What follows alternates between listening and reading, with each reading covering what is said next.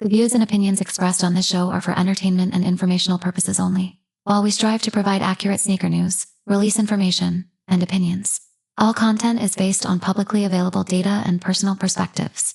Always verify release details and pricing with official brand sources. Enjoy the show. How did that work? We got Ross. Yeah, just him. All his energy goes to his beard. Nigga mad because I got facial hair and hair on my head. No, I'm only mad about the hair on your head. I'm only mad about the hair on your head. This nigga here. I can replicate the beard. I can replicate the beard. I cannot replicate the hairline. This one of none.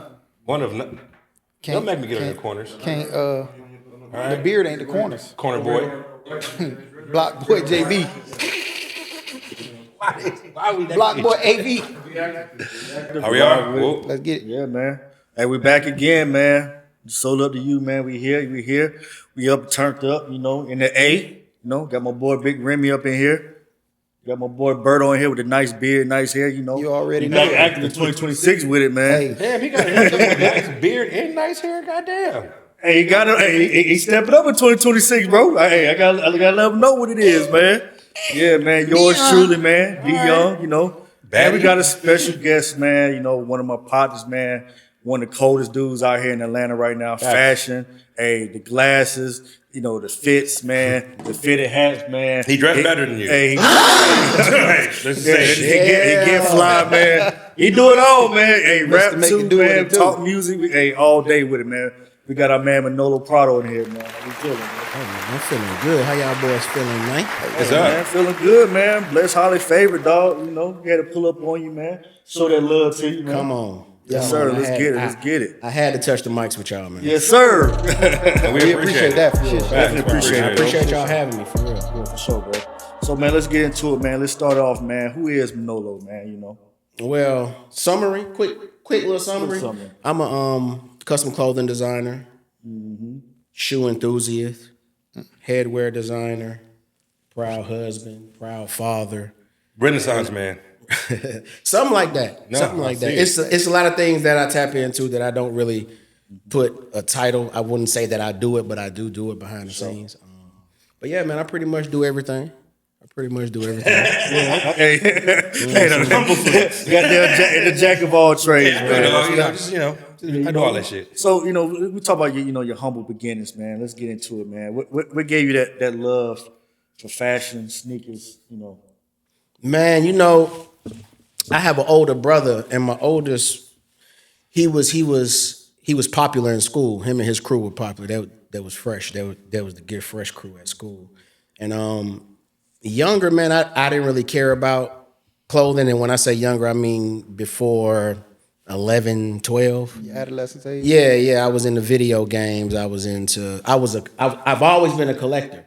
I would get remember when Power Rangers was big, Ninja Turtles? I would get all the toys, but I never played with them. Wait, are you fucking serious? Yeah, I just collected them. I would just collect them and just put them up and just look at them. And that's how I got my dress. Kind of how it is with these shoes, too. But you wear the shoes. Yeah, but I wear the shoes. Shit. Barely. Do we really wear our shoes? Man, bro. Wear your shoe. Hey, how many shoes you got? I talk shit about him. How many shoes you got? Yes and no. Oh. Me? I got like 50. Oh, okay, yeah. You Gucci. I'm not You still in the ballpark where you you can still do that. You still in the ballpark where you can touch everything. Yeah, you could do that. You could do that. Once you creep up into them couple hundreds, it ain't really too much wearing all your shoes, let alone look at them. Gorgeous. Yeah. So sometimes I find myself in my shoe room just going through boxes, looking at shoes, and just being happy as hell I got them. But funny. It was really when it was time to get into chicks. Like, I'm starting middle school. You know what I'm saying? Me and my partners, we talking about video game. My other partner, he got the girls. He got the chicks. He got the Yeah. This when Martin was on. Yeah. He got every Fresh Prince Martin. He coming to school with everything on getting all the play. I'm in class like, damn, I'm thinking about this damn And like, this Mortal Power Kombat. You know what I'm saying? I want some action. You know what I'm saying? I'm trying to finish something else. Yeah, but then actually just like seeing how people reacted to it, how people reacted to my brother when he was out fresh. It was just something that just kind of I peeped and I was like, I kind of like that. You know what I'm saying? I was always an artist, so I was always coloring and painting and drawing. So the color coordination thing was kind of always my thing, and I kind of started looking at the fashion like it was art. You know what I mean? And that's kind of how I got my start into fashion. Before I even actually started diving into it, I would draw this one little character I had, and I would draw all of these different outfits, just a bunch of different outfits, a bunch of different clothing line names on them, the same character. And my art teacher, she submitted that book into an art competition because I was an AP art student. Okay. And she submitted it into an art competition. I didn't even know they had AP art. Yeah, they got AP art. This nigga fancy. And she submitted it because I never took arts. I wasn't taking it serious as she wanted me to. And she submitted that, and it won. And I didn't know. She just came back and was like, "Hey, you won." And she gave me my little plaque. And that's kind of how I was really like, "Oh, I could really do this." And I just started getting fresh and started. Well, the way I really started, it was Mitchell and Ness. Yeah. The throwback jersey era. That's what really made me really dive in. And it was during that time that I submitted, that my teacher submitted that my art book. And Mitchell and Ness was in at the time. We only had one store that sold it, Distant Replays, down on Far Road. This is when Black Ice, big boy with the Astros, he got the Astros jersey on. I'm glad you brought that up. You know what I'm saying? I'm glad you brought it up. I didn't want to cut you off from that because you just said something. You just said something that was very important. I know probably a couple years, about 2-3 years ago, I was stationed, I'm in the military. I was stationed in New Jersey. Yeah. South Jersey. That's Camden, close to Philly. And it was a post where Gilly was saying he was the first with throwback. Right. And I commented on it. I said, no, sir. It was It Big was Boy. Big Boy. I had the whole Philly in his comments. Coming at you. And I posted the picture and everything showing Big Boy in the Black proof. Ice with the Astro jersey on, Yeah. man. They still don't. I'm gonna give you some background on that. Yeah. So the reason, because you would probably say to yourself, why would Gilly stir up that much? Yeah. He's not known for fashion. Yeah. You know what I'm saying? Of course, we don't know. We're not wearing throwback jerseys because of Gilly. Right. No, we're not. You know what I'm saying?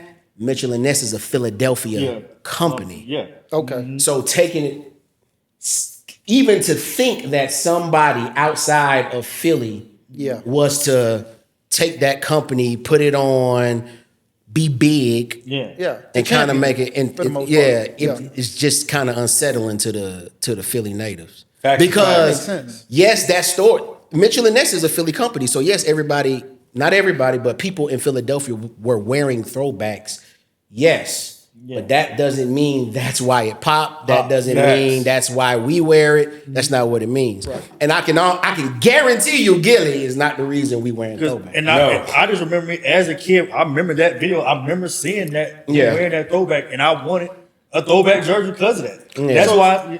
Yeah. My bad for cutting you off. So I want to say this though: is the conversation who was the first or who made it popular? Because So, they're two different things. And we people- gotta understand that we do that a lot in this culture. We do. Like, And we and intertwine they things. bundle that it don't got together. nothing to go. Here's my thing. I get what Gilly's saying, but who knew Gilly?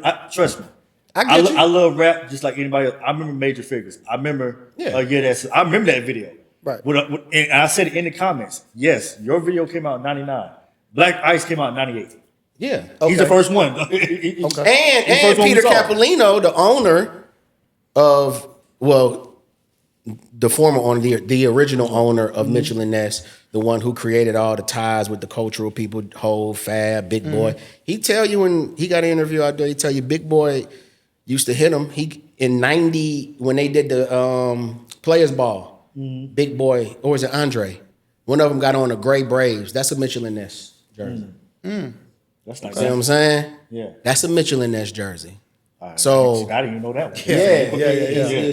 But it wasn't until Black Ice Yeah. Because that's when it was really buzzing. Because Yeah. like realistically, I'm not a Fab is the reason the entire world Facts. latched on to throwbacks. jerseys, yeah. Yeah. Big Boy was big enough to put eyes on the jerseys. Facts. You know what I'm saying? And even though Big is statistically bigger than Fabulous as an artist, That was Fab. fashion wise, that was just his lane. That was his lane. That was just his lane. quantity, you know, Yeah, that was different just, it was flavors more of- quantity. It was an everyday thing. It wasn't really like that with Big. Yeah. You know what I'm saying? Big go Dickies. He go throwback. Big go sweater. He go furry sweater. You know what I'm saying? Yeah. He switched it up. Fab going lash. Like he going throwback after throwback. He going Every NFL, color you need, like NBA, that. MLB, all the Everything. flavors. Yeah. He going fitted hat. He going Warm up pinwheel. joints, like everything. He going warm up. He going pinwheels. Yeah, touche. You know what I'm saying? Pinwheels. And with that, Gilly, I love you, man. Nah, for sure. I used to see him all the time when I was stationed out there. I just want to put that out there, man. It was Big Boy, man. Like, that's all. It was just Big Boy. Yeah, and to how that relates to my story, I couldn't afford the jerseys, so I would just go down to distant replays and just the owner Marvel. he just marveled. Like, he would let me. And the tackle twill on the jerseys, that's what they make the numbers and the letters out of. Tackle twill. It's like a majestic material, bro. When Yes, I it is. see it just I don't know, bro. I love tackle twill, double layer, triple layer. I love it, right? So I will marvel at it. I did at that time. You got to think this before social media. Yeah. You know what I mean? At that time, it wasn't, everything wasn't available like it is now. Yeah. Hell, tackle twill still kind of ain't available. But anyways, there was only like one real place you can get it, and they supplied the MLB, NHL, NFL. They supplied everything. So it was real hard to get an account with them. So since I couldn't afford a $300, $400 Mitchell and Ness jersey, it's crazy. I used to write notes to them too. I used to write notes to Mitchell and Ness and mail it off like, "Hey man, I really love jerseys. No, fact. I would love to work with you guys." And you know what's crazy, bro? What's crazy is when emailing and all of that shit came in, I emailed them and they would reply. And this whole time I'm thinking Mitchell and Ness is like this huge company, and it was just the owner. He was the one replying to me, but acting like he was staff. Are you serious? Yeah, bro. crazy. It was, anyways. So at the time, Dickies was huge. It's Atlanta. Dickies is huge. I'm talking about this when Dickies was the biggest I probably ever seen Dickies. I got a quick question for y'all. Just been in LA. So in LA, Dickies is absolutely tied to street culture and Yes. shit. Yes. Same out here? Yeah, hell yeah. Yeah. It's not as I don't want to say it don't run as deep as LA, but I'm gonna say that. It don't run as deep as LA. Yeah. LA made Dickies a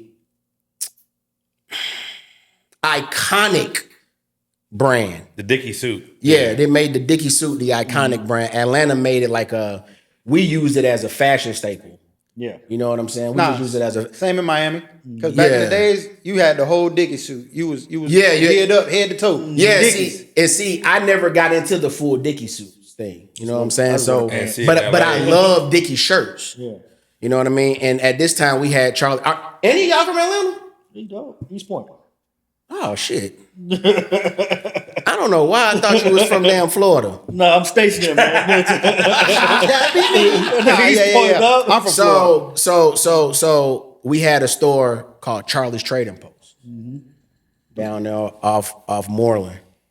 And then there was another store off Moreland called Ross. Not the Ross Shop Yeah. for Less. Oh, okay. This one was called Ross Big and Tall. And then we had Walters. That's No our associations. No associations. Those were the three spots to get your Dickie shirts. Walters was the more popular store. They carried shoes and shit. So they was the most popular store. So people went there to get their Dickies, but the Dickies at Walters was higher than they were at Charlie's and Ross. So anyways, so I love Dickie shirts. So what I did was I went to Charlie's and I bought a Dickie shirt. And I came home and I said, I'm Customize it. gonna customize it. Yeah. So I wanted the tackle twill. I didn't know how to sew. I didn't know how to sew or do anything at this point. So we had a You can sew and shit now? yeah. So we Renaissance man. Renaissance. We had a sporting goods store that did all the Lettermans for the high schools. Yeah. And I went in there because they did the jerseys and everything. So I knew that they had the tackle twill. So I went in there. I'm in the 10th grade summer going into the 11th grade. I go in there and I'm like, hey, do y'all have tackle twills? They're like, yeah, we got tackle twill. I'm like, can I buy some? They're like, nah, you can't buy tackle twill from us. You can use this, but you can't buy. Right. She was like, nah. And then she was like, what do you want it for? And I had my Dickie shirt and I showed her and she said, you really think you can do this? Yeah, motherfucker. And I was like, yeah. And I was like, oh man, do y'all have, because they had the baseball uniform. I said, do y'all have this ribbon, the piping that go down? She was like, yeah, we got a bunch of it. I said, okay. So she was like, look, this is what I'm gonna do. We have a scrap bin. I'm gonna let you go through the scraps. Run it. You get whatever you want. And do what you're gonna do and bring it back and just let me see what you did. And then so I said, okay, her name was Miss Martha, Robertson Sporting Good. And right there in Morrow, Georgia. Shout out Miss Martha. Shout out Miss Martha, yeah. Because her husband did not like black people. Ooh, that man did not like people. They did not like what she was doing with me. Yeah. But what was she? Right. No, what was she? What was their nationality? Oh, they're white. They're white. They're white. Like straight white? Yeah, just straight white.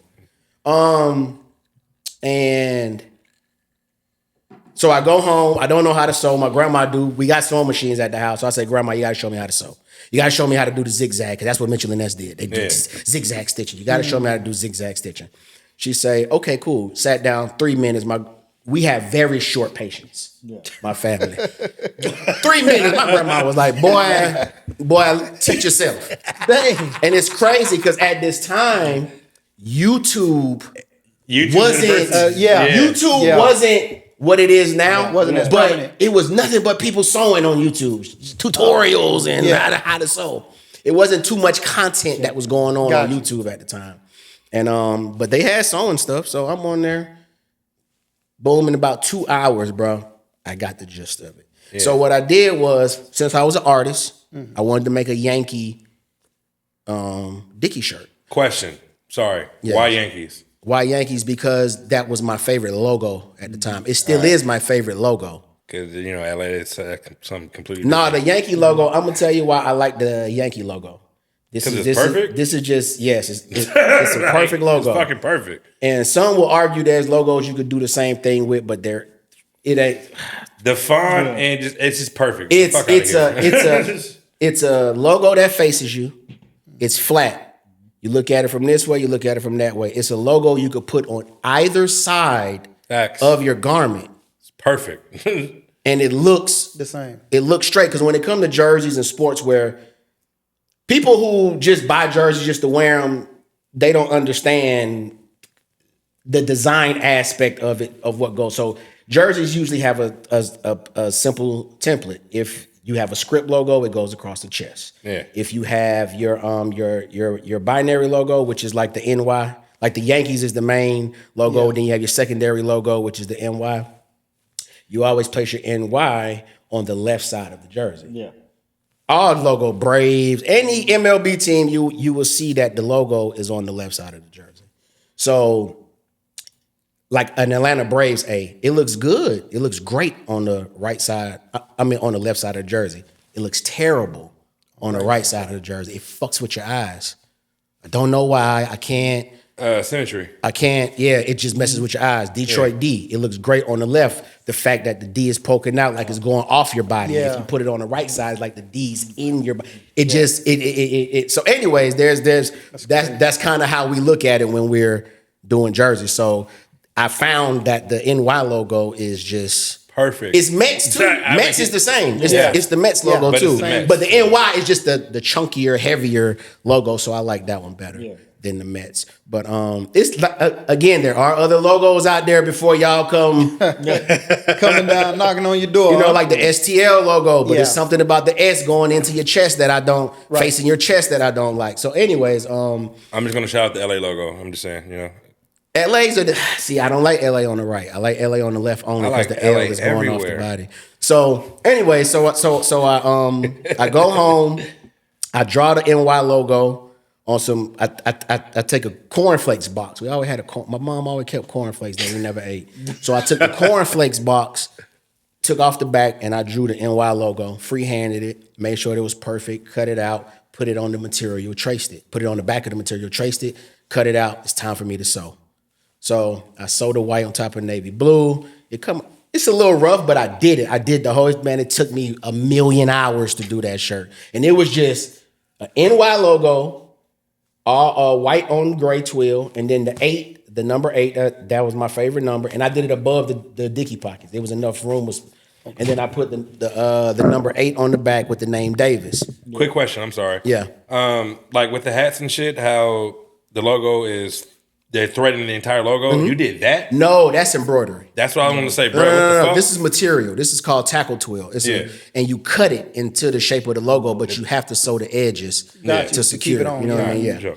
Okay, cool. So I did that, put the ribbon down the sleeve, and I went back, and man, they couldn't believe it. That was like, really? And you kids want to wear this? I was like, I don't know. I know I want to wear it. You know what I'm saying? I don't know about everybody else. And you know, It's fine to me. right? You know what I'm saying? And this is the 10th, 11th grade. By this time, I'm already known for getting fresh. I'm best dressed. Yeah. You know what I'm saying? I'm best dressed 9th, 10th, 11th grade. It wasn't like 7th, 8th grade. I was cool, but You figured it out. I had some superiors. Yeah. Right. I had some people that had me. But by the time we got to high school, it was game over. Yeah. All right, cool. So I'm like, yeah. So I'm rocking them to school. People going crazy. By this time, I done. So anyway, so Miss Martha, she's like, you know what? I'm gonna let you buy some material from us. So whatever you want to do, I'm gonna let you do it. But You had to prove I was yourself. so bad at sewing, I was like, can your seamstress sew it for me? She was like, yeah, she can sew it for you. So I let her do one shirt, but it took forever to get the shirt. But in that time, I was still Fucking around your own. fucking around to the point where I mastered it, and then I didn't need them anymore. I didn't need her to sew them anymore. Yeah. So I'm going to, it's almost like I'm working in there. Right. You know what I mean? Because I'm up there so much, because that was kind of like, she didn't really charge me. She just kind of started letting me come up there and get the idea. She was teaching me so much stuff, like these are the letters. It's called CAD cut. This is what happened. This is the laser cutter. This is how we cut the letters. If we don't want to cut the letters, look, this is the company, Stalls. This is where we get everything from. And I couldn't get an account with Stalls at the time. You got to think, I'm 14, 15, Right. I'm acting like I'm an adult, but on the phone with them trying to jug my way into an account. Right. Did she pour into you because she saw your vision? I don't know.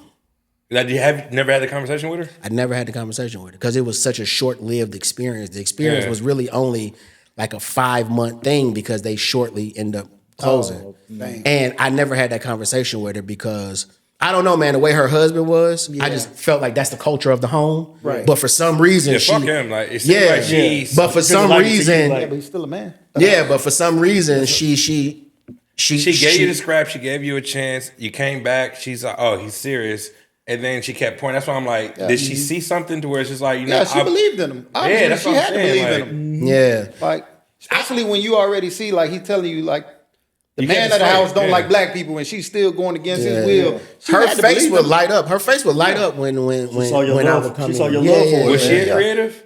No. She wasn't? So she just pure, she Just saw pure your- business, just But she- but they had been in the business for so long that of course you develop an eye for it. That's what I'm saying. Because You know it's what I'm not pure saying? business that she was able to see your love for it and like, you know what, let me nurture this. Yeah. And that's kind of what she did. And then when they closed, she said, look, we're closing, you know, bad news, all of that. But this is what I'm going to do. I'm going to talk to my people and I'm going to get them to get you an account at Stalls. Are you serious?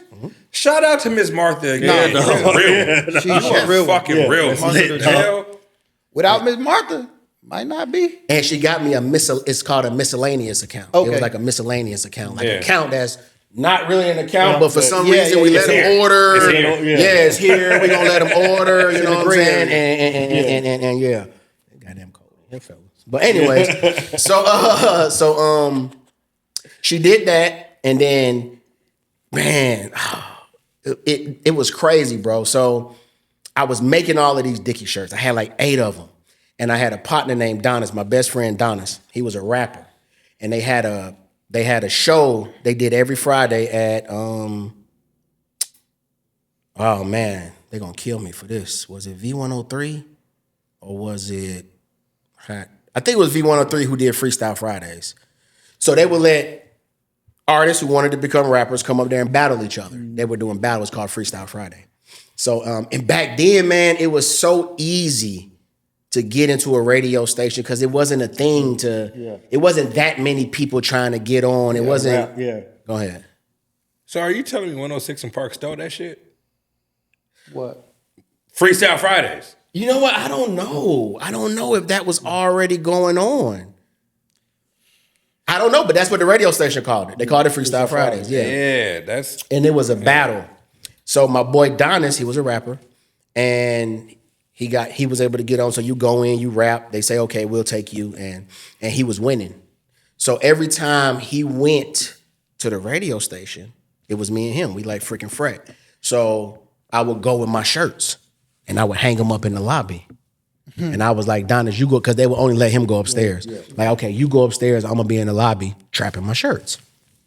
So, because you always knew celebrities were going to Pop up. And if they see some shit weird, then it's going all the time. Yeah.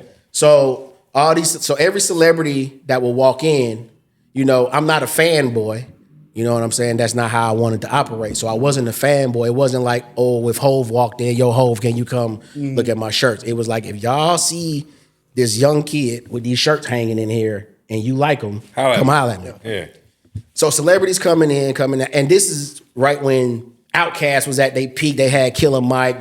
This when Bun B was doing his solo thing, when Pimp was locked up. This He was when living out here at that time. this when all this kind of stuff going on. Mm-hmm. So Killer Mike walks in one day and he looks like everybody looked. Everybody looked. You know what I mean?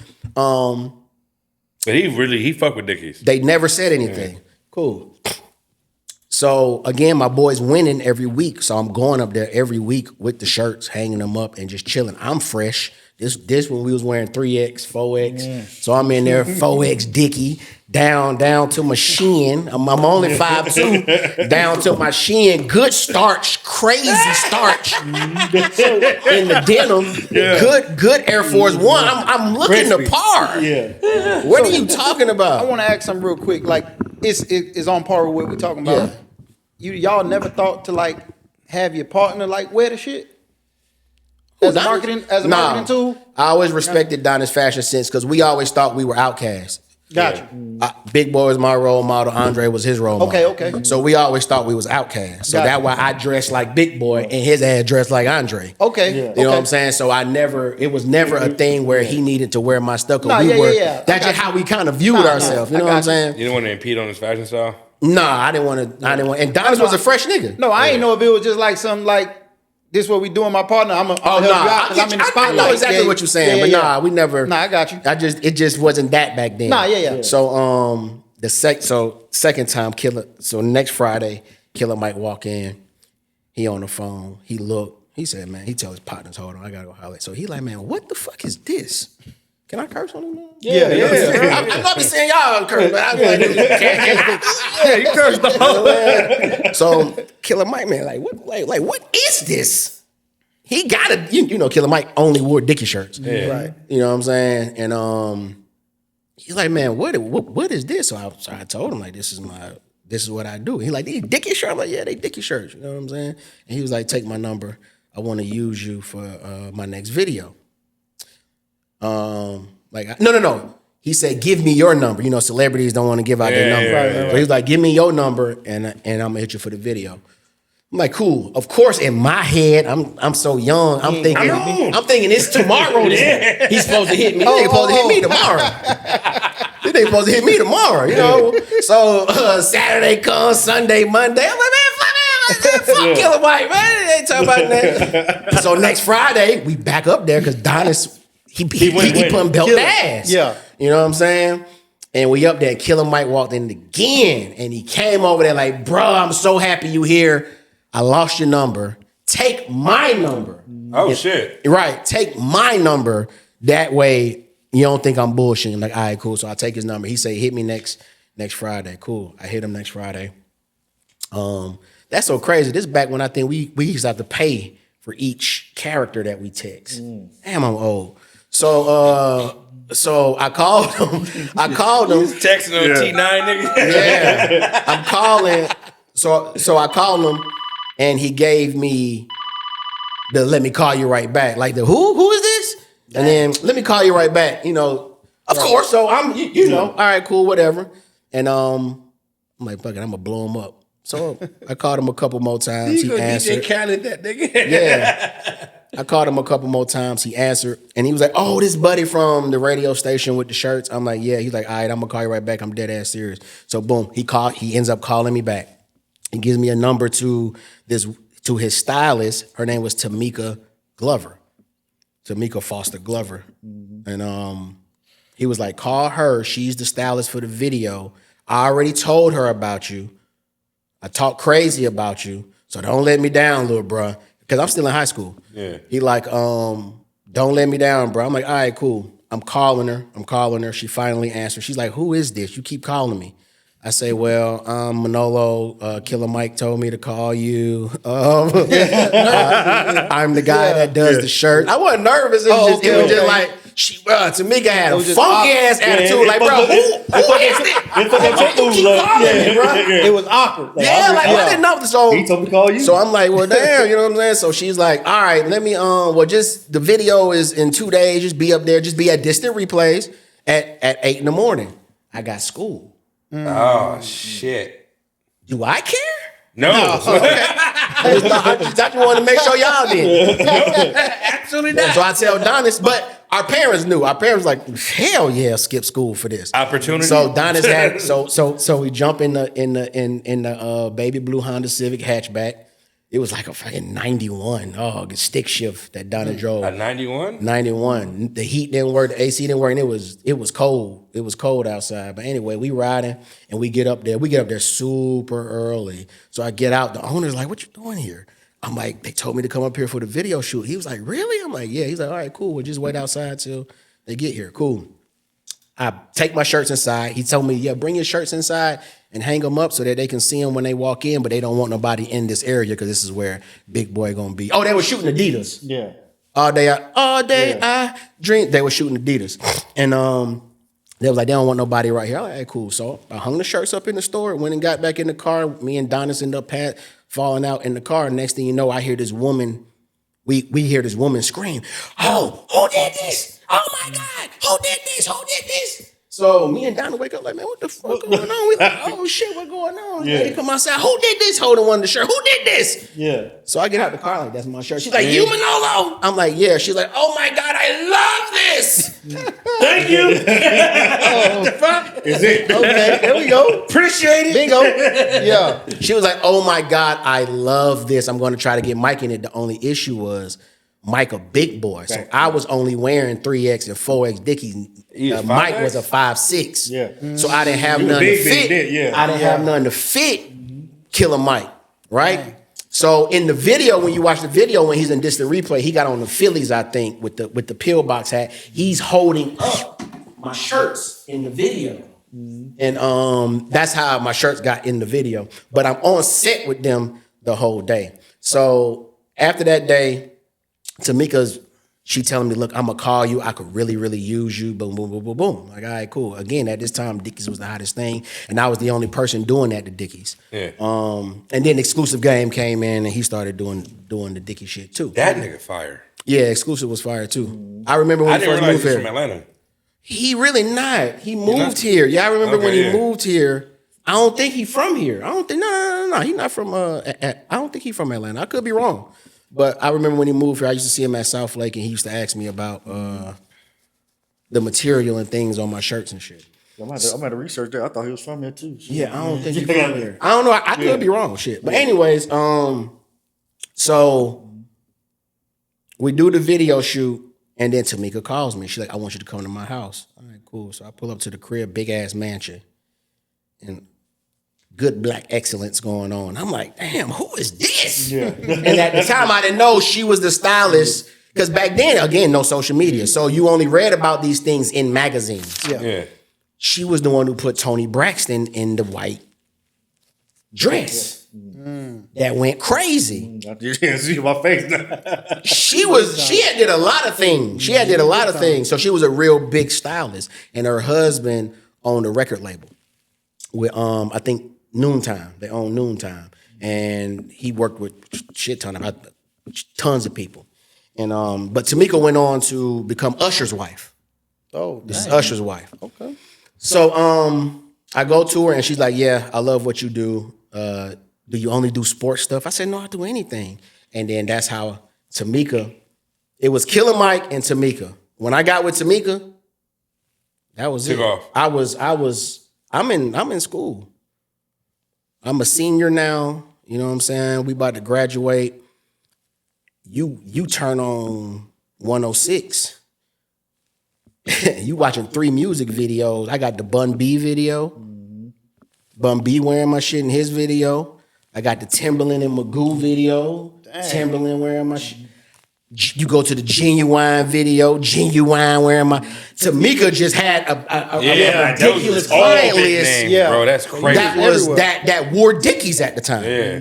So I'm going Dickies crazy. I'm 18. I done moved out.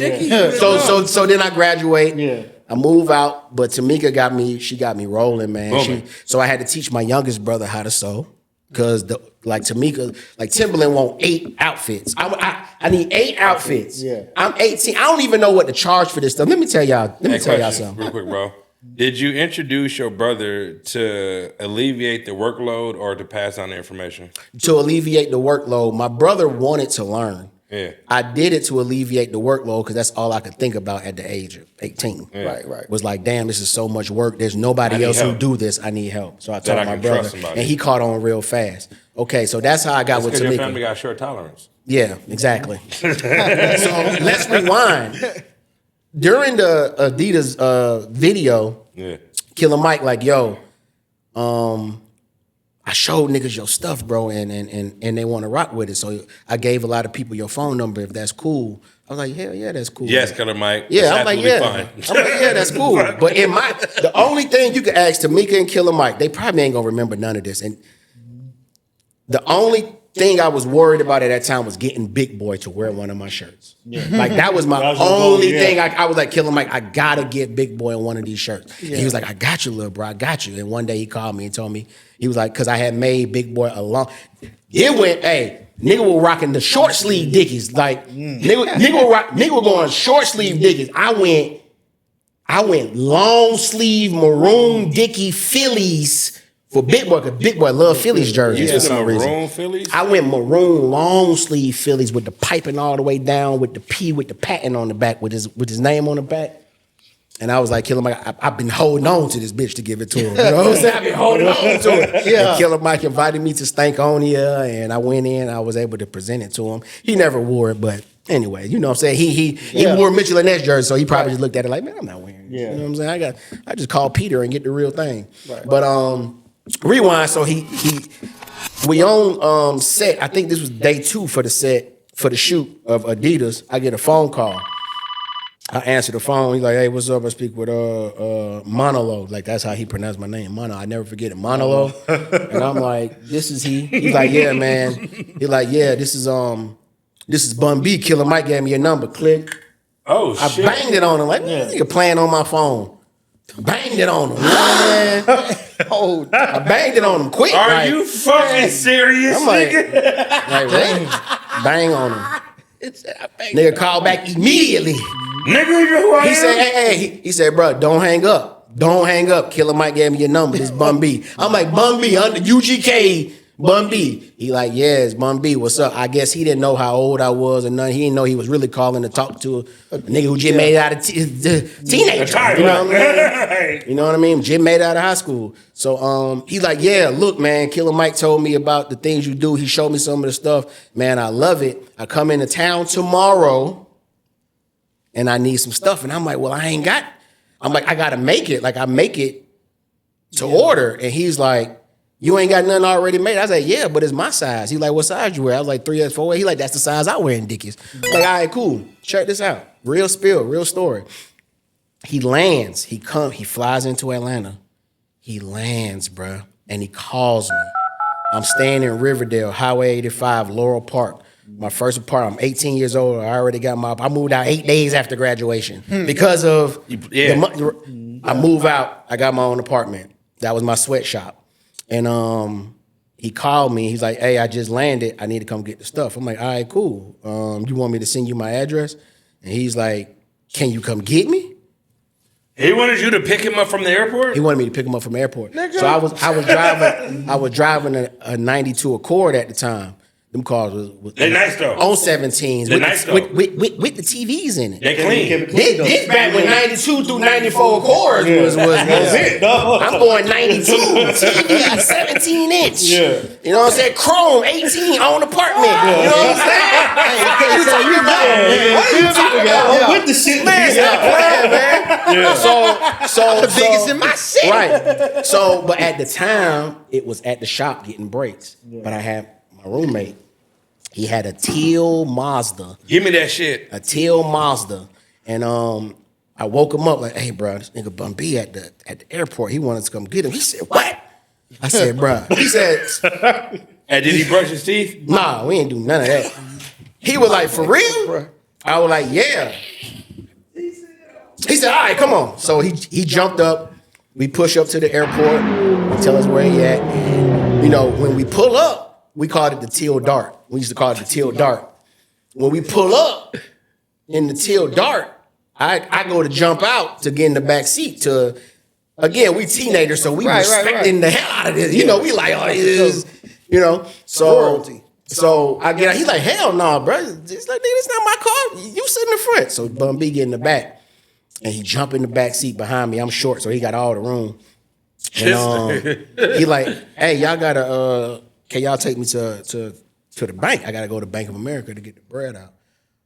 So we like, hell yeah, we take you to Bank of America. So the closest one was on Old Nasty. It was on Old Nat. And I'm like, are we about to take Bun B to Old Nat? But Bun B knew that it was on Old Nat.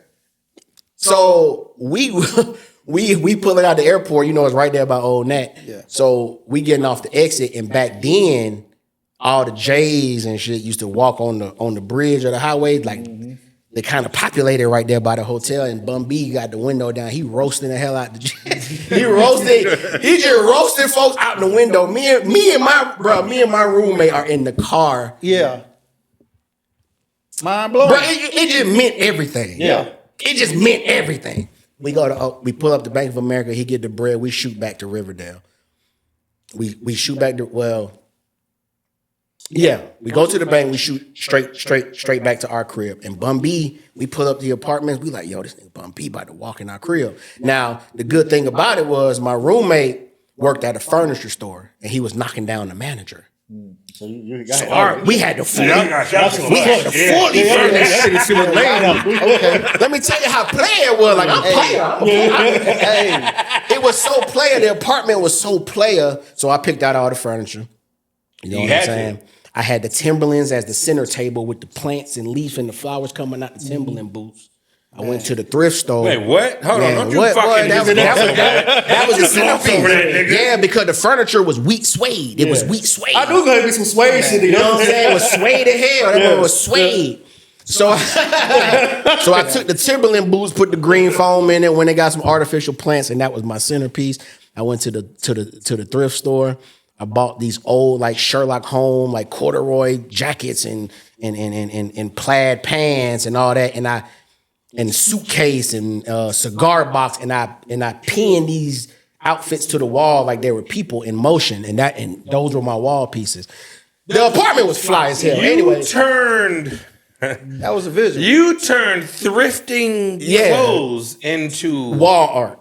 It looked like Sherlock Holmes. I had the Applejack hat. I had the shoes, everything. It just looked like a person on my wall. Hey, guys. And I had. Remember I told y'all he do this better than y'all? All right. Go ahead. So man, an artist. Anyway, so Bun B walk in, and you know, he ain't impressed with none, but he like, damn, like you could tell when we poured, he was like, damn, he really young. Like they really, really young. Right. You know what I'm saying? And then when you walked into the spot, because we was in the hood. We on Highway 85, but it looked crazy outside. But it looked great inside. Hey. You know what I'm saying? So he walk in, boom, cool. He like, you mind if I smoke in here? You know what I'm saying? No, Bun B don't smoke. It wasn't Bun B. My bad. That wasn't you, Bun. But so he was like, where the shirts at? You know what I'm saying? So I'm going to my room and I'm like, look, Bun, I got all these shirts, bro, but I don't wear them all. He like, bro, I don't care. So he goes in my closet. He's like, man, I'm gonna just come back there. He go in my closet. He just start picking like, oh hell yeah, boom, boom, boom. Yeah, he picked about 4 shirts. And you're like, how much? I haven't even, bro. I'm not even in my right mind. I'm not even thinking how much am I really gonna charge for this. And you just put for my personal Hold collection. on, let me rewind. I told y'all I'm jumping and telling y'all the second Bun B story. The first Bun B story, when he called me and I banged it on him and he called me back. I met him at Cumberland Mall. That was the first time I ever met him. He asked me and told me to come to Cumberland Mall. I'm tripping. He flew into town. The next day, and I met him at Cumberland Mall. I had made an Astros sweatsuit. To this day, the Astros rainbow jersey is my favorite jersey. I made a sweatsuit. When I met him at Cumberland Mall, he was with a gang of people. I gave him the sweatsuit. He asked me how much. I said, no, it's good. It's Bun B. I gave it to him for free. In my head, I had to make free things for celebrities. Cool. Now let's fast forward to when he lands the next time he comes, because I did mess that up. The next time he comes, he calls me. We go pick him up. Now we at my house. He asked me the price. And I told him, no, you can get it. And he told me, he said, bro, let me tell you something. I'm a grown-ass man. I make a lot of money. He said, bro, don't ever give none of these celebrity niggas anything for free. They can afford it. Hey, Bun B, I appreciate you letting an up-and-coming designer know that free does not mean that that's what it costs to make it. Right. You got to fucking market yourself, get the money. And check this out. So remember, I gave him the Astro sweatsuit at Cumberland on the house. When he came to my crib and was trying to buy the shirts and I was trying to give it to him for free, and he gave me that whole spiel. He gave me some real nigga spiel. Yeah. And he was like, so now tell me how much. So for the shirts, I just went off Mitchell and Ness price. I was just like, 300. I know I went up 100 on them because I was like, it's custom. Yeah. So I was like, shit, they 450. Bum B was like, I bet. And he was like, how much I owe you for that sweatsuit? And I was like, which one? He was like, the Astros. I was like, I gave that to you. He's like, yeah, but I want to pay you for it. He was like, how much? I was like, 800.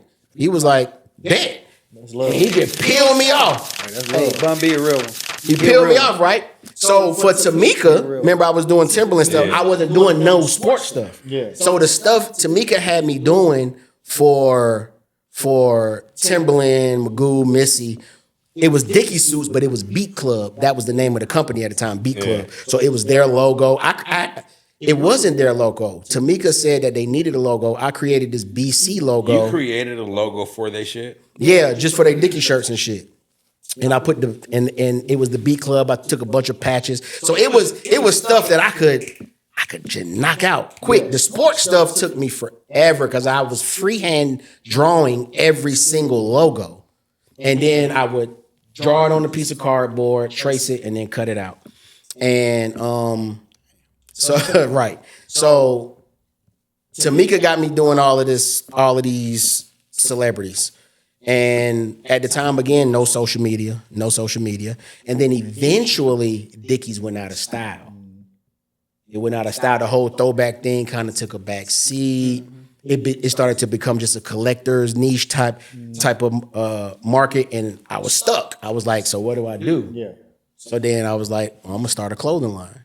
And I started a clothing line called Manolo. It was my name.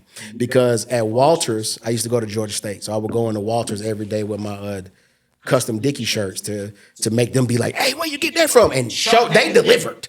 Yeah. Every employee there like, hey, bro, where you I was trying to get it in Walters, but the owner was like, I can't put it in here because it's trademark, it's copyright infringement. Yeah. You know what I'm saying? Mm-hmm. So I was like, all right, I feel you on that.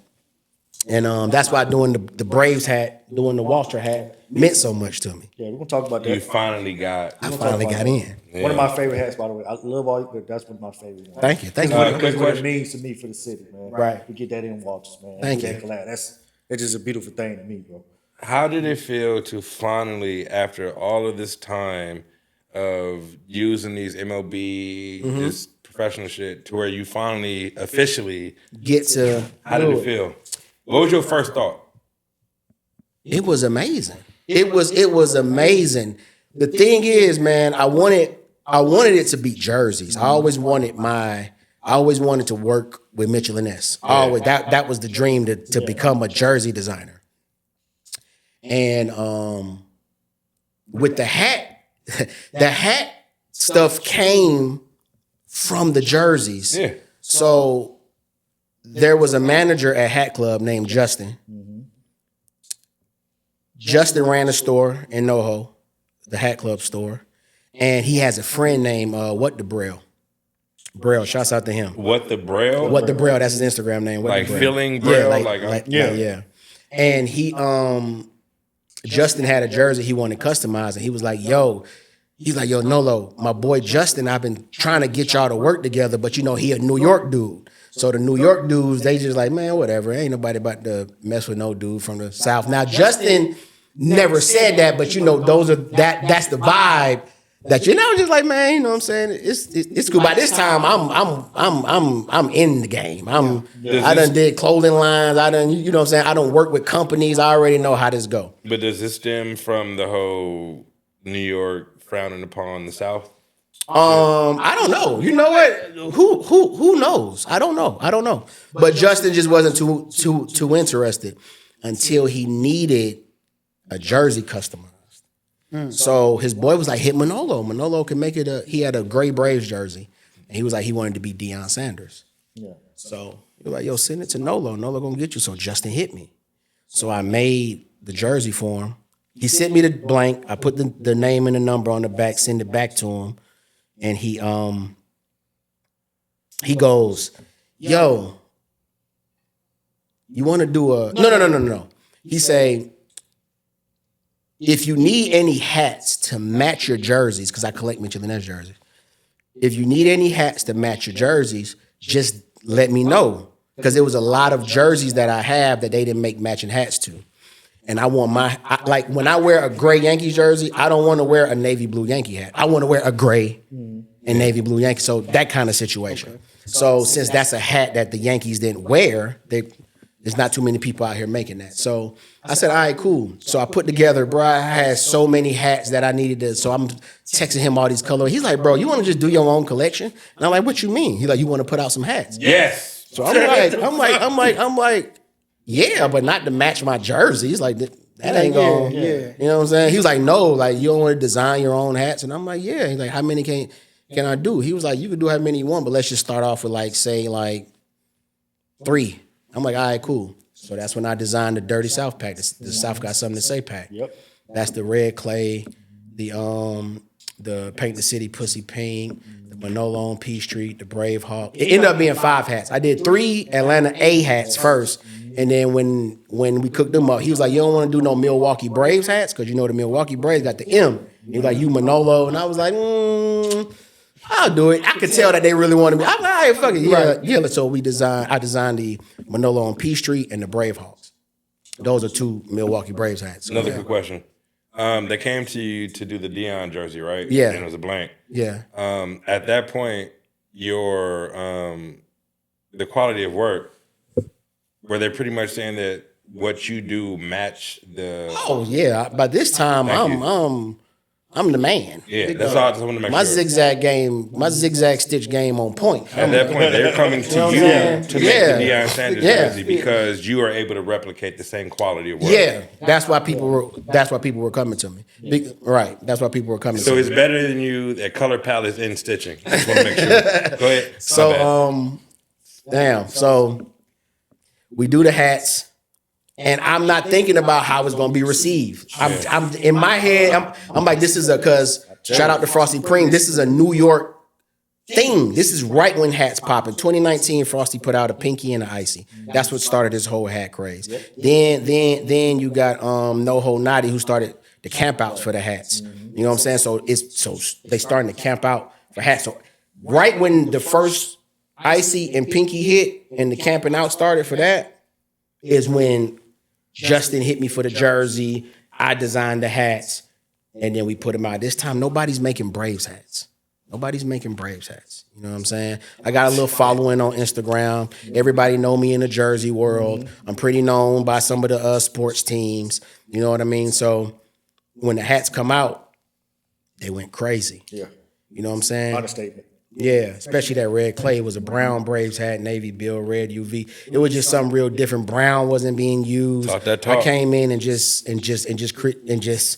I created something. So I came in with the first collection with Hat Club. Hat Club was the start of this hat craze. So the store was held at a different regard than, say, a Lids, who I went on later to become the creative director over at Lids Hat Drop, because of what I was able to do in the. Hold on. We're not about to just. I'm sorry. We're not glossing over creative director. Like, come on, bro. Okay, so we're not glossing over that, bro. I'm a big deal. Don't worry about it. Just slide that. Okay. Nah, fuck that. That's why I did the intro like I did, because I wanted him to just put that out there, just like that. Listen, so smooth, it's flowing. I did that on purpose, dog. It's flowing, but we're not going to bypass. Let my guy continue. Let my guy Let me creative director. Like, come on, bro. Yeah. So I put out my first collection. They come back, say, yo, we got to do it round 2. This went crazy. Cool. It's time for round 2. That's when I did the landmark pack, the first MLK, the Chick-fil-A, and the World of Coke hat. Let me pause you again. I'm so sorry, because I go on random rants. Hey, Atlanta influences you niggas more than you know. In hip hop, they've been influencing us for the last, I can't even say a decade. It's been 2 decades at this point, right? We're going on 3. Yeah. All right, yeah. Fashion. We've been talking this Jersey throwback shit for so long. And Atlanta niggas been driving it. Here's the thing. When we all stop hating on the South? Here's the thing with that, and this is why I said it is impactful, because around this time, I was stationed in Fort Dix, New Jersey. Yeah. So, like I said, like you just said, sure, I thought you was from Florida. Yeah. I've been away from Atlanta since 2006 when I joined the Yeah. So I really don't come. I come back to visit parents. I tell my mom, don't tell them I'm home. I come 2-3 days. I got cousins, they still do stupid shit, Come on 2-3 days, I get back. But I'm in New Jersey, bro, and I'm seeing your hats going crazy. People wearing your hats, and I'm asking, because I've never been a snapback guy. Right. I've been a fitted hat guy since the 90s, 2000s. Right. But I never had like a different, but I always wore the blue, red brim braids. Yeah. So when I see your shit moving, and I ask a fucking 17-year-old kid, this dude named Manolo. I'm like, who? And then I'm working at JD Sports. No, there's no one JD. I'm still Finish Line. He's like into fashion and everything. He said, hey, you know that dude from Atlanta, right? I'm like, who? And he showed me. I don't understand. Right. So he showed me his shit. I'm like, yeah. This is the first time I seen his shit, seen a fucking fitted hat getting resold for like $500-$600, dog. $650. Swear to God, dog. Like his hat. So that's crazy. Yeah, it was the beginning of the craze. So I was right there. It wasn't but so many of us. Shouts out to shout him out. To T-Mark. But I want to let you do the story. T-Mark, Frosty started. Shout out to T-Mark. Shout out to J-Tips. Then it was me. Those were we were like the 3 hype designers. Yeah. And then $100. Yeah. And that's kind of how when it your started. shit is the shit, right? That's kind of how it bubbled. So I'm asking a question because you named all them people. Isn't Don C a hat creator? Yeah, Don C did the Michelin-esque snapbacks with the gator. I mean, with the croc skin. Okay, but he did snapbacks. Yeah, he did strapbacks. He changed the snaps to strapbacks. Okay. Yeah, but that wasn't a part. Don C thing wasn't a part of the hat community. Okay. He had already came. Don C had already came and did his thing. Gotcha. The Don C hats is still a thing. It's still just a Don C thing. You know what I mean? Okay. It didn't really bleed into other cultures, to other aspect of fashion culture. But and we call these fashion hats. These fitted hats we doing, they're called fashion hats. Okay. So I do the second collection, the landmark. They go crazy, and then that's when Lids reaches out. Hey, how you doing? Yeah, they want to create and activate. They want to create basically another company, which is just a branch off of Lids. Okay. It was called Lids Hat Drop, which was supposed to be basically a boutique lids that only dealt with exclusive hats, exclusive designers, exclusive hats. So would that be like more the color fucking drops and shit? Instead of sticking to the regular. Yeah, instead of the regular. So shit, more the That fashion. shit basically, like there was a guy and being in the high roller section. Right. Like So that's what that is. Yeah, there was a guy at Lids named Britton. He was the vice president at the time, named Britton. He saw what Hat Club had going on, but Lids is Lids, so they not really too concerned about it. But Britton's like, nah, I see something. I can see this getting out of hand. I can see this getting out of hand. This is Blockbuster Netflix. Let's see if we let's compete in this space. Because we're Lids, we're the corporate side. People look at us as the corporate side. Let's dig into this urban space and let's really. So they reached out to. They picked me, and they picked my partner Munfu, and they called us and was like, "Yo, I got this idea." It was Britton. Britton was like, "Yo," because he was the only one who believed it. Everybody else at Liz was like, I don't see it, but whatever. You can do whatever you want to do." So Britton hit us, gave us the pitch. We negotiated price. We were under contract. It wasn't like we was employed by Liz. It was a contract thing, right? And then he was like, all right, cool. So he flew us up there, met with us, and he was like, look, sat us down. He's like, look, bro, I'm a white dude. I don't know none of this stuff. Y'all do. That's He why kept it 100? Kept it stinky. Oh, Allegedly. Let me say that. I don't want to put that on Allegedly. So Britton like, look, bro, I'm white, bro. I ain't got no style. You know what I'm saying? Y'all do. He was like, look, this has to work. Nobody else believes in this. This has to work. And it's just, at the time, it was 4 of us. It was me, Monfu, Britton, and his black cat named Milton. The 4 Horsemen. Yeah. And Milton was like, his dream was to become a photographer. Yeah. So right when we came on and we had a couple meetings, and they was like, you know what? We want to bring y'all in as we'll get to that. So he decided to leave Lids and go pursue his photography dreams. So it was just Britton, me, and Andre. And Britton is like, oh my God, this has to work. Yeah. Like he's like, y'all, this shit gotta go. Gotta work, yeah. Don't bro. Calm don't down. Worry. Yeah, don't worry. I got you. So I had a collection that I was gonna do with another hat store in New York, Sports World. Sports World hit me and was like, yo, because at this time, Hat Club kind of did something funny that I didn't care for. I called them out about it. We kind of fell out, but not really. But it was just a little funny vibe between me and the store at the time. So all the other stores are not reaching out to me because I'm the hottest hat designer, right? Mm. So it was one that I rock with, Sports World, and I already had my designs, the Truth Be Told pack. Mm-hmm. There were 3 Yankee hats that told, because I was born in New York, right? I was born in New York, and then 3 months. When my mother immigrated up here, I was 3 months away from being born in Panama. She moved to Atlanta. She moved to College Park. Before she had my grandmother was in New York. She was a nurse. She had came before my mom came to America, and she had established herself. She was a nurse.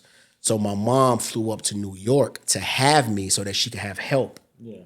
Like fresh when I came out, so my grandma could help. And then a few months later, we moved back down to College Park. Panamanian? Panamanian. Puerto Rican? Cuban? Just the fucking Spanish. It's all black love here, dog. Right. So left out. I do. I feel like a bald-headed nigga. The fuck? So I had the collection ready. Yeah. I pitched it to Sports World, and the owner told me, I don't like these hats. I know you fucking lying. I was like, okay, cool. You know what I'm saying? I'm like, all right, cool. And he was like, yeah, maybe we could sit down and design. So I'm thinking to myself, well, this is a collaboration. You basically just asking me to release my next hats with you. I'm not going to let you design that. Like, I'm going to design the hat. So I said, okay, cool. I said, all right, bet. We can get around to that. We never got around to it. So when Lids came, I said, I already got the hats to do. He's like, all right, cool.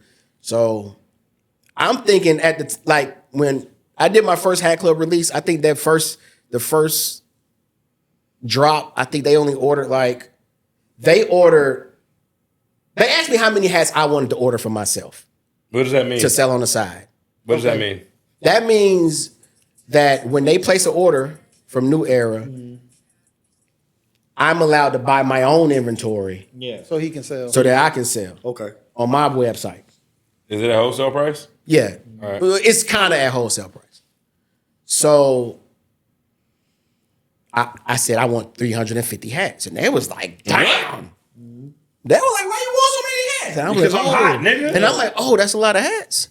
They like, yeah, like we was gonna order like 200.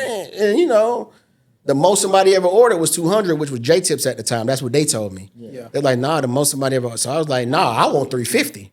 So they was like, all right, but we gonna up our order. So I think they ordered 500 hats and I ordered 350. Because you believed in yourself. I believed in it. So they knew like if he believed in it, it's gonna sell. Yeah, and I was cooking so much with the custom clothing. I had already came off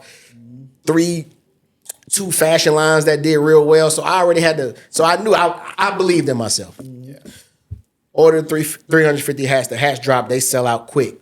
Now the resale is kicking in. Right. And I sell all of my stuff. So they did a restock. On the restock, I say, I want 650 hats. They say, bet. I think they ordered about 1,300 hats. I think they told me they ordered like 1,300 So hats. they doubled your order. Yeah. They gonna make sure they eat over him for sure. Cleared. Sold out in seconds. Right? So at the time, nobody had sold that many hats. Yeah. At least I don't know if J-Tips may have sold that many hats. J-Tips may have sold that many hats. But anyways, fast forward, we go to Lids. So I showed them the hats. They love them, of course. They just like, yeah, whatever you want to do, let's do it. You know what I mean? Britain's like, I don't care, bro. Just you got the green this light. shit gotta work. Green light. Like bet. So Big Jack, shout out to Big Jack. That's the lead designer buyer at Lids. Yeah. So we were working with him when it was came down to sit down and plug the pieces into the system and actually construct the hat and get it and submit it, because you have to submit the hats to New Era. Okay. Yeah. They gotta approve it? Yeah, they gotta approve it. Yeah. So we submit the hats. I wanted to do a suede UV, which had never been done. My bad, real quick. On their approval, when they're approving the hats, does the teams have anything to do with it? Yeah. Every hat goes to the team. So the teams have to approve it, Yeah. then they have to approve. All right, Yeah. sure. The design goes to the team, and they got somebody who That's to clear their approves it. trademark of it. Yeah, that's the clear. Yeah, they got licenses to use it, but the team still has To approve the right to like, nah, we don't want that. That's not going to represent us well. We don't want that hat out there. Okay. So they come back. They say 2 hats got approved, 1 dent. I say, damn. In the future, it ended up getting approved, and we didn't know, and they ended up shipping us the polyester UV and the suede UV. But anyway, so I'm like, okay, cool. How many hats we gonna order? I'm like, I don't know, man. Let's do like 1,500. You know? Yeah. I'm like, they yeah, let's 3,000. I'm like, yeah, let's do like 1,500. You know what I'm saying? How many can I buy on the side and all that? They're like, you can get as many as you want. I'm like, okay, cool. I'm like, yeah, let's do 1,500. They're like, all right, okay. So days go by. They put the order in. So some time go by. I'm like, yo, what? How many hats we end up ordering? They're like, oh, we ordered 2,000 of each hat. Oh my God. They ordered 6,000 hats? 1,000 hats. Oh, you was finna double it. Sold out? They ordered 6,000 hats. Now I'm thinking to myself, well, damn. I'm that nigga. I know you said it gotta work, but am I gonna sell 6,000 hats fast enough for these people to be like, okay, this is gonna work? Yeah. You know what I mean? Release day, bruh. Sold out. About 25 minutes we sold. Yeah. Man. In the first, because they be on it. Release day, they texting you, Nolo, we already sold 1,000. Nolo, we already sold. So I'm trembling in my boots, like, bro, how many I'm gonna sell? How many, man? Shit. Clear. About 16 hours, they were gone. And then, remember that hat that I told you they didn't approve? Yeah. That was another 2,000 hats that they were like, we're not gonna do nothing with it because we already got the hat with the suede undervisor, which is what we wanted the pack to be. Yeah. So we ended up splitting that 2,000 hats, and they still end up selling out. But the 6,000 that they ordered of the 3 suede UV hats, they sold out. They sold out in a day. And nobody has ever done that So you think you the biggest? He even got close. Oh, not he even got close to doing that. No, I know, but I gotta act. Yeah, I mean, nobody's ever done it. You know what I mean? Nobody's people ever like done to play it. coy and be like, oh, well, you know, like. Yeah, they do that. Too many people don't stand on it like, hey, I'm him. Yeah, I'm that motherfucking guy. When it comes to the fitted hats, I done set so many trends in the fitted hat that they don't want to that they don't want to give me credit for. But I definitely did that. That tends to happen to a lot of. Come on, Braves hats, brown. What about using brown? Yeah. Brown. I ushered in Vegas gold. Vegas gold is a color of the MLK house. Yep. The MLK hat. Brown. I had my own UV. It's like how Frosty got the pinky and the icy UV. Nobody else ever had their own UV. I had my UV, the brown, the muddy. We called it the muddy UV for the dirty South. So I had the brown UV for the dirty South. That's what I was known for. You know what I mean? Blips is this. This is me. You're responsible. I'm responsible for that. Yes, I'm responsible for it. Hey, fun fact. That's I just got a new job. Fun fact. The first time I ever seen one of those was at my previous job. Because I work with a dude that's a hat collector. Like, he go crazy. Like, bruh, them shits? Yeah, Blips. I gave it the name, Blips. He got so many different kinds and like. So when you see somebody say, I got Blips for sale, I coined the phrase and everything. It's a guy here, ATL Vince. He had a brand. That's he still has a brand. The one that do it. And years ago, he had one on his hat. And I always saw it. And one day I asked him, like, yo, what is that? And of course, he got it. But every time I saw him, I would ask him, like, yo, what's the name of that? And he was like, well, I'll tell you the name of it. It's called a golfer's marker. It's called a golfer's marker. I said, all right, cool. So I asked him for the factor. I'm like, yo, you got your plug to it? And he didn't want to give me the plug. Of course, cool. All right, cool. You found it. I found one. Yeah. I found one. You get no credit. And at the time, pins were humongous in the hat space. Pins were huge. Yeah. I was doing real good. You know what I'm saying? But so I came up with this, and I made this announcement. Like, I got an announcement. I'm about to release my first hat accessory.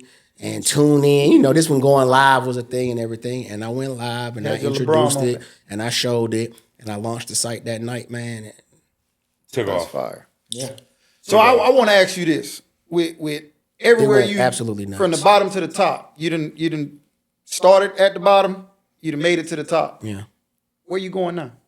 Like what's keeping you driving right now? I don't think I made it to the top. I guess that would be. You didn't set records. Setting records that haven't been top is making it to the top. You might got room I can respect to go. that. You got room for that. You got room to go, but you at the top, Playboy. I don't know, man. When I see them 100 M's, I might. So monetary is the top for you. Nah, man. It's just that I came you up at the top accolades. I came up in the culture, man. For sure. I came up in the culture, man, and.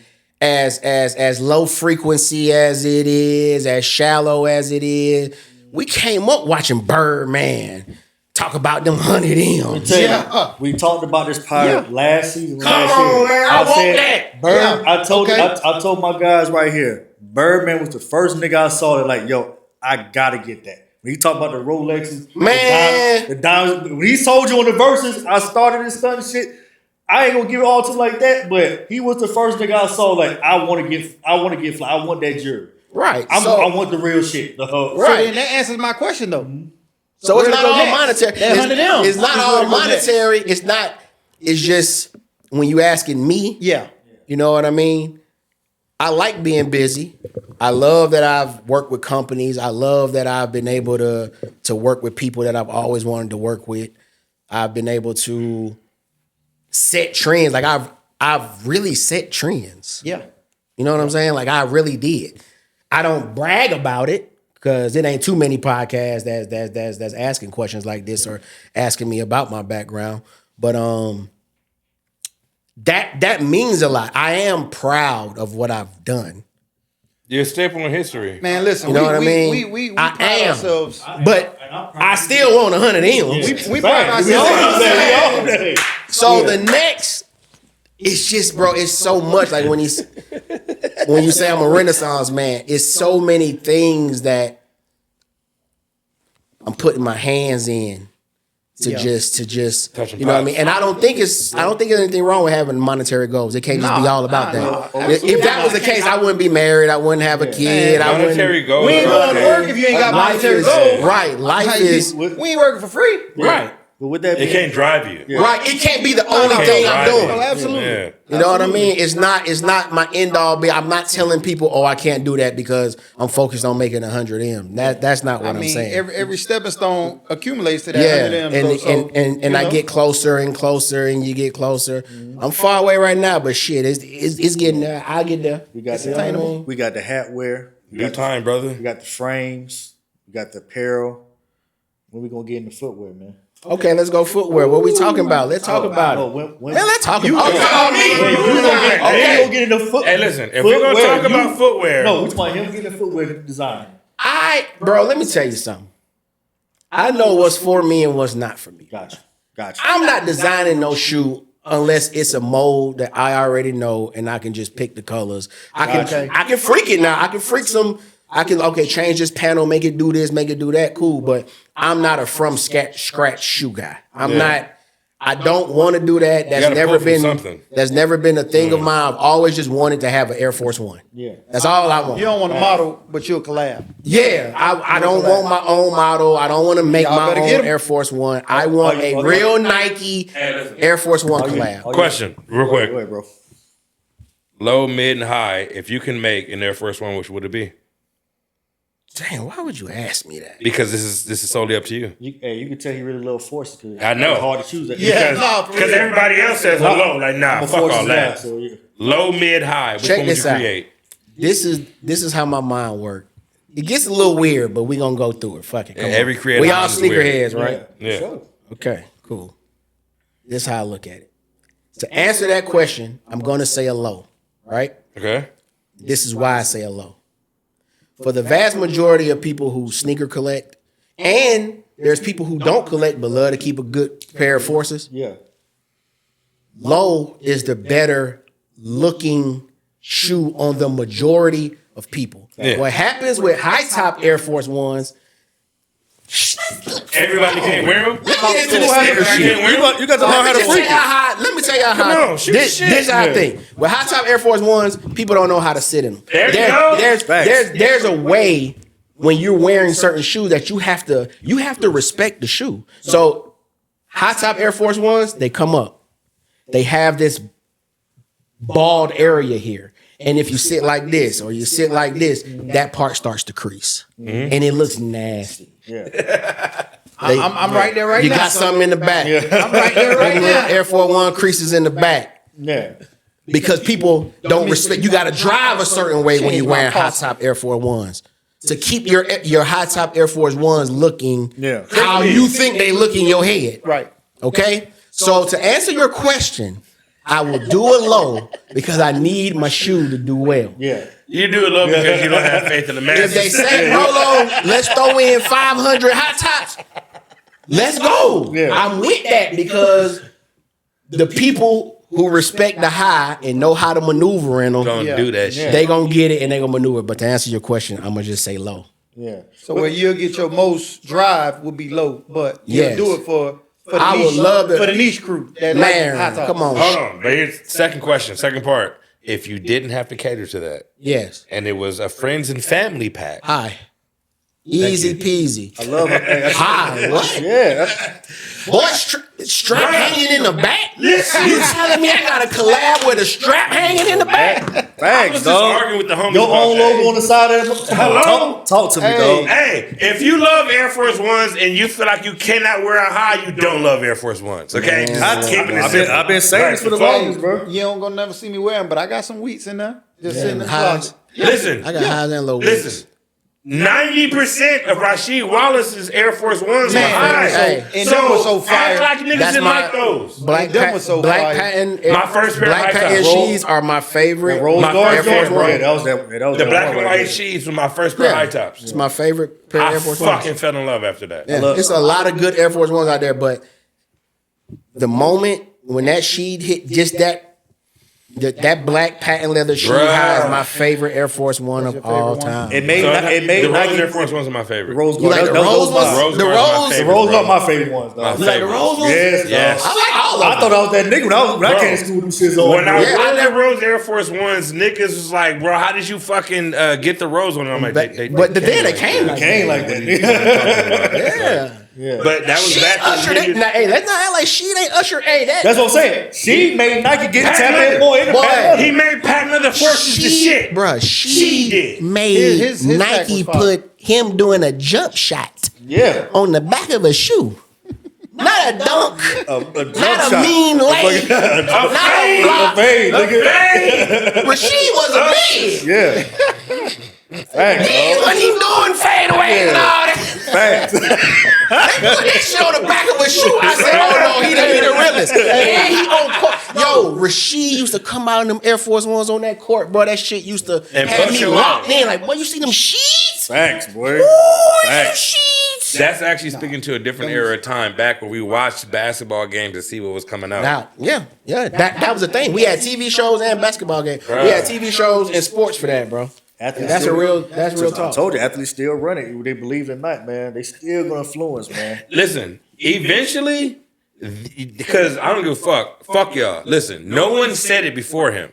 No one. Nigga, we've been all over the internet doing all of that shit. Everybody's been on influencers and rappers and all this stupid shit. He's the first person to say that these influencers are not moving product like the athletes do. No. It's always gonna be athletes, man. Influencers do not move product. Yeah. At all. That's You know not- why? Because you're not wearing the athletic shoe in the sport that you're doing in order to be like, oh shit, I gotta get that. Be like Mike. That came from the thought of if I wear these, we know it's not true. Right. But if I wear these Jordans, I can do things that Jordan do. Yeah. I'm sorry, the influencer who raps is not going to take this athletic shoe and make you feel like that you can replicate the actions. Yeah. And I don't. So let's clear this up because we do this a lot. Okay, go ahead. You know, I don't like to speak matter-of-factly. To say influence don't move product is malpractice. To say influencers don't move wait. athletics. Can we define influencer? Because that's where my head is confused. All right. So influencer will be like a social media person, a rapper, stuff like that. No, not a rapper. That's not an influencer? I wouldn't call. I look influencer. at him as a rapper. Yeah, he's a rapper, not an influencer. Because that's what I'm saying. Because influencers has become a job title now. Yes. Absolutely. You see what I'm saying? The guy that gets all the shoes from hold on. Adidas or Nike. Hold on. We're going to call rappers non-influencers, but then we're going to say the rap music is influencing these people to do stuff. Now we get into semantics. So let's do this then. What we doing here? For the sake of this conversation, let's not call them influencers then. Let's call them social marketers. Let's just call them social marketers. Who, the rappers? Yeah, no. The people on social media. Okay. Let's just call them social marketers because a lot of them don't actually influence us to buy anything. Correct. They have the following, they can get the eyeballs on it, and they market